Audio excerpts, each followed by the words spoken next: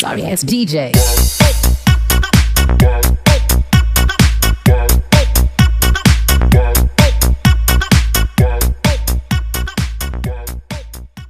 बात करते हैं हम इरिवर्सिबल सेल इंजरी की। रिवर्सिबल सेल इंजरी की हमने बात कर ली, जो माइल्ड स्ट्रेस पे आता है अभी। अब बात करते हैं हम सीवियर स्ट्रेस हुआ है किसी को, इरिवर्सिबल सेल इंजरी हो गई। तो इरिवर्सिबल सेल इंजरी में नेक्रोसिस, एपोप्टोसिस और एक कंडीशन और होती है जिसको हम बोलते हैं ऑटोलाइसिस। तो चलिए इनको भी देखते हैं।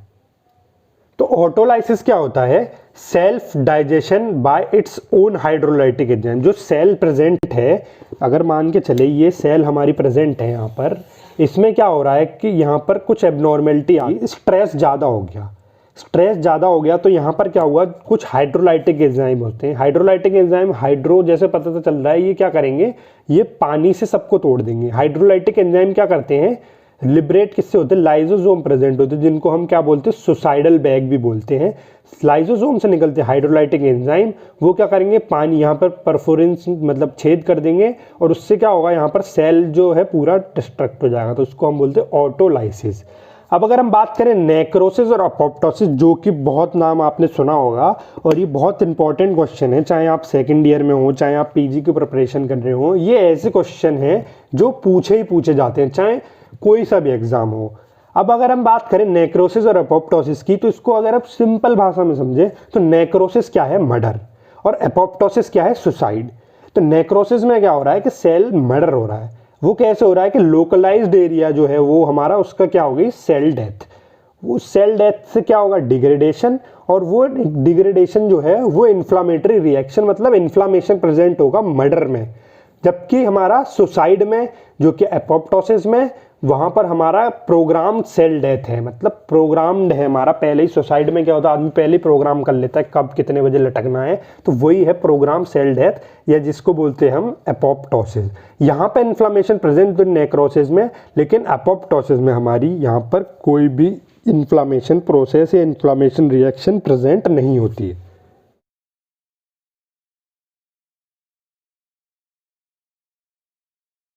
अब जिससे पहले कि हम नेक्रोसिस और अपोप्टोसिस को डिटेल में पढ़ें, मैं चाहता हूं कि आपको ये डिफरेंस की टेबल इसकी याद होनी चाहिए। तो उसमें क्या होता है कि वही आधे पॉइंट तो हम पहले ही पढ़ चुके हैं। जैसे क्या क्या हमने पढ़ लिया कि सबसे पहले नेक्रोसिस में इन्फ्लामेशन प्रेजेंट होता है और एपोप्टोसिस में कोई इन्फ्लामेशन रिएक्शन प्रेजेंट नहीं होता है। दूसरी बात क्या होती है कि नेक्रोसिस क्या था, हमारा मर्डर था, और एपोप्टोसिस क्या था, सुसाइड। तो यहाँ पर नेक्रोसिस जो होती है वो ऑलवेज पैथोलॉजिकल, मतलब हमेशा पैथोलॉजिकल कंडीशन में मिलेगी, फिजियोलॉजिकल कोई कंडीशन नहीं होती जिसमें नेक्रोसिस।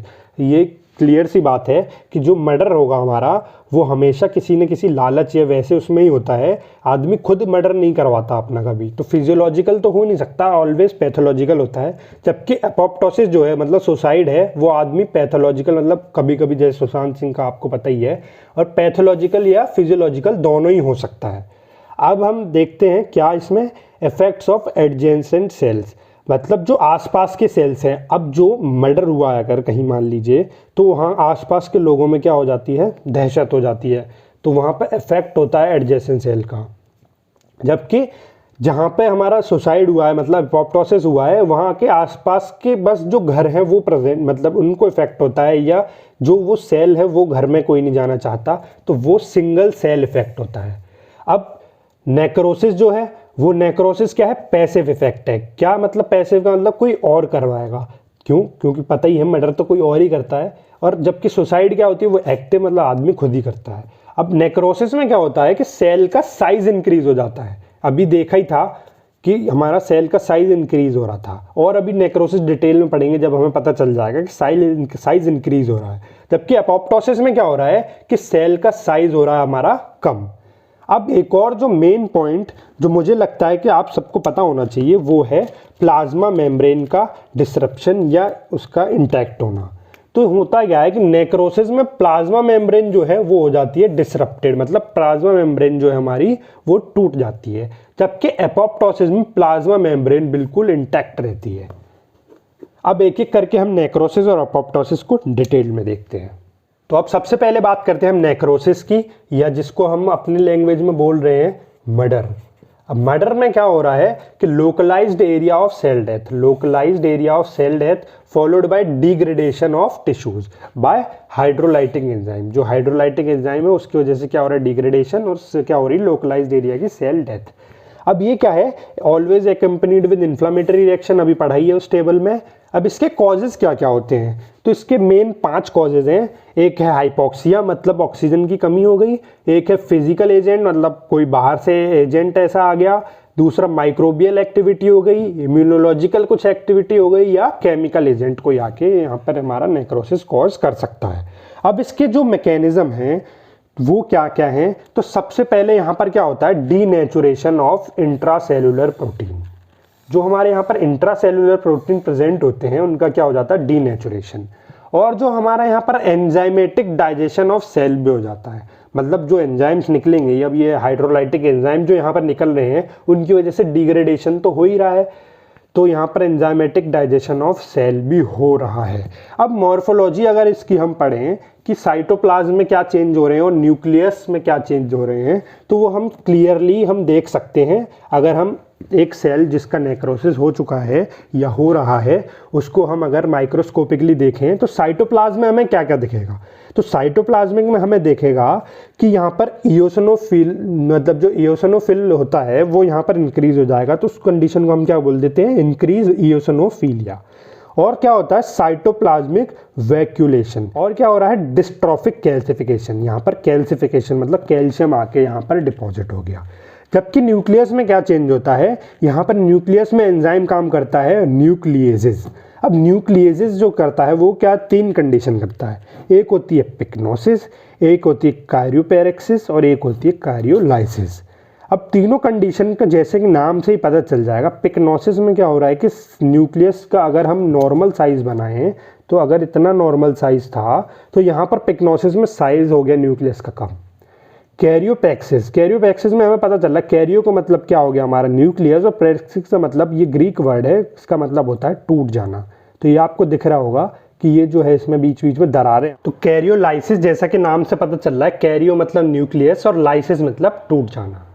तो ये हमने बात कर ली इसके मॉर्फोलॉजिकल फीचर्स की। अब अगर हम बात करें टाइप्स ऑफ नेक्रोसिस की, बात करते हैं कोगुलेटिव नेक्रोसिस की। ये क्या है, most common type of necrosis है। इसमें क्या है, कॉज इस्कीमिया है इसका कॉज, मतलब अगर इस्कीमिक कंडीशन है किसी भी ऑर्गन में हो सकता है ये, पर किसको छोड़ के, सीएनएस को छोड़ के। तो यहाँ पे क्या हो रहा है कि किसी भी ऑर्गन में इस्कीमिया हुआ और जो मेन ऑर्गन है इसके वो है किडनी, हार्ट और स्प्लीन। तो यहाँ पर जो फीचर्स आते हैं उसमें से एक माइक्रोस्कोपिकल फीचर जो बहुत इंपॉर्टेंट है, और कोगुलेटिव नेक्रोसिस आया तो टॉम्बस्टोन अपीयरेंस आपको पता होना चाहिए। और यहाँ पर क्या हो जाता है, न्यूट्रोफिल इन्फिल्ट्रेशन, तो मतलब न्यूट्रोफिल यहाँ पर बहुत ज़्यादा आ गए। दूसरा हम बात करते हैं लिक्विफेक्टिव की। लिक्विफेक्टिव में भी क्या हो रहा है, कॉज इस्कीमिया ही है। दूसरा कॉज क्या है इसका, बैक्टीरियल या फंगल इन्फेक्शन। और यहाँ पर कोगुलेटिव में हमने पढ़ा था कि सभी ऑर्गन में होता है एक्सेप्ट सीएनएस, तो सीएनएस नहीं था यहाँ पर, तो सीएनएस में क्या होता है, लिक्विफेक्टिव। तो सीएनएस में जो सेल्स होती हैं ग्लायल सेल्स, उनमें ये हो जाता है। अब उसमें ग्लायल सेल्स में क्या प्रेजेंट होता है, पावरफुल हाइड्रोलाइटिक एंजाइम। अब ये पावरफुल हाइड्रोलाइटिक एंजाइम क्या करता है, लिक्विफेक्टिव नेक्रोसिस करा देता है। तो इसके एग्जांपल क्या क्या हो गए, एक तो ब्रेन में इन्फेक्ट हो गया या एब्सिस कैविटी जो होती है वो हो गया। अब तीसरे टाइप ऑफ नेक्रोसिस पे हम आते हैं, केशियस। तो इसमें क्या है कि जो अब तक हमने पढ़े कोगुलेटिव और लिक्विफेक्टिव दोनों प्रेजेंट हैं, अगर दोनों के कुछ कुछ फीचर प्रेजेंट हैं तो उसको हम बोल देते केशियस। और केशियस नाम कैसे पड़ा, चीज लाइक अपीयरेंस से। तो मतलब चीज लाइक अपीयरेंस हो जाती है इसमें, जैसा कि आपने देखा होगा कि चीज कैसे होती है, चीज कुछ ऐसे करके प्रेजेंट होती है, तो ये चीज लाइक अपीयरेंस हो जाती है इसमें।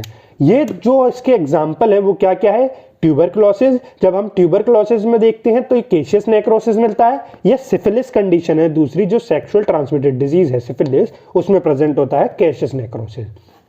अब आ जाते हैं हम चौथी टाइप ऑफ नेक्रोसिस जिसका नाम है फैट नेक्रोसिस। अब फैट नेक्रोसिस में जैसा कि पता चल रहा है, अब तक हमने जो पढ़ा कोगुलेटिव लिक्विफेक्टिव, और कोगुलेटिव लिक्विफेक्टिव दोनों मिलके केशियस, और अब आ गया फैट। फैट नेक्रोसिस में पता ही चल रहा है कि फैट डिस्ट्रक्शन होगा इसमें, फैट जहां जहां प्रेजेंट होगा वहां वहां ये प्रेजेंट होगा। अब ये 2 टाइप होते हैं इसके, एक होता है एंजाइमेटिक फैट नेक्रोसिस, एक होता है ट्रोमेटिक। अब जैसे कि पता चल रहा है एंजाइम की वजह से हो रहा है तो एंजाइमेटिक, और किसी ट्रॉमा मतलब टिश्यू इंजरी की वजह से हो रहा है तो वो हो गया ट्रोमेटिक। यहाँ पर जो एंजाइमेटिक होता है उसका एग्जाम्पल है एक्यूट पैनक्रियाटाइटिस। अब पैनक्रियाज में क्या हो रहा है, इन्फ्लामेशन हो गया।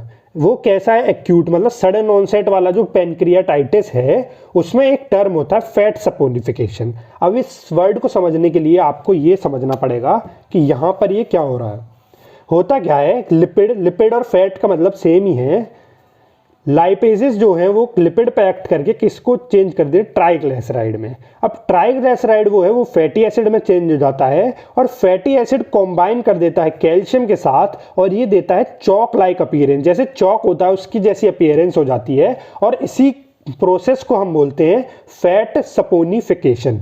सपोनिफिकेशन जैसा कि आपको पता है कि सोप बनने में आपने पढ़ी होगी 11th 12th में, सोप बनने में जो प्रोसेस होती है वो होती है फैट सपोनिफिकेशन। अब दूसरा जो इसका टाइप है वो है ट्रोमेटिक, मतलब किसी ट्रॉमा हो गया कोई किसी को, और ट्रॉमा भी कहाँ हुआ, जो फैट कंटेनिंग टिश्यू है। और फैट कंटेनिंग टिश्यू क्या है हमारा, ब्रेस्ट। अब ब्रेस्ट में अगर हमारा सीवियर टिश्यू इंजरी होगी तो वो बोलते हैं हम उसको फैट नेक्रोसिस। अब अगर हम बात करें पांचवें टाइप की जो है हमारा फाइब्रिनॉइड नेक्रोसिस। फाइब्रिनॉइड नेक्रोसिस में क्या होता है कि स्मॉल वेसल्स जो हैं, अब स्मॉल वेसल जो प्रेजेंट हैं, स्मॉल वेसल अगर मैं बनाऊं यहाँ पर आपके लिए, तो अगर ये मैंने वेसल बना ली एक,